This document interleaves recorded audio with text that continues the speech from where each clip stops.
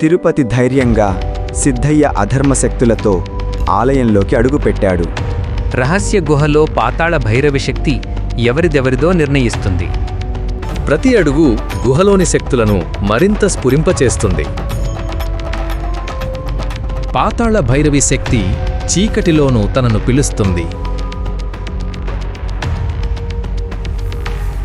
అవతల ఏది ఉందో తెలుసుకోవాలనే ఉత్సాహం ప్రతి అడుగు పెంచుతుంది. అదే అతని గమ్యం, పాతాళ భైరవి శక్తి. సిద్ధయ్య చీకటి శక్తులను సమీకరించి భయంకరమైన శక్తిని పునరుజ్జీవింపజేస్తున్నాడు. ప్రతి మంత్రం, ప్రతి చక్రం ఆలయం శక్తిని మరింత పెంచుతుంది. ఆత్మలన్నీ సిద్ధయ్య కంట్రోల్లోకి వచ్చాయి.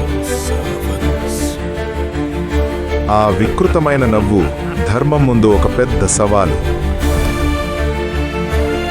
ప్రతి అడుగు అసహనమైన మాయశక్తులను ఎదుర్కొంటుంది. కాపాడుకోవడం ఒక్క క్షణం కూడా సులభం కాదు. తన ధైర్యం ప్రతి అడ్డంకిని దాటిస్తుంది. నీతికి మరియు అన్యాయ శక్తికి ఒకే గమ్యం. సవాళ్ల సమయం వచ్చింది.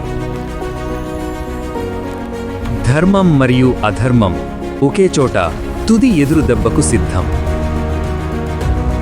శక్తి అతని లోపలికి ప్రవేశించింది. ఇప్పుడు నిర్ణయం తీసుకునే సమయం ఆసన్నమైనది.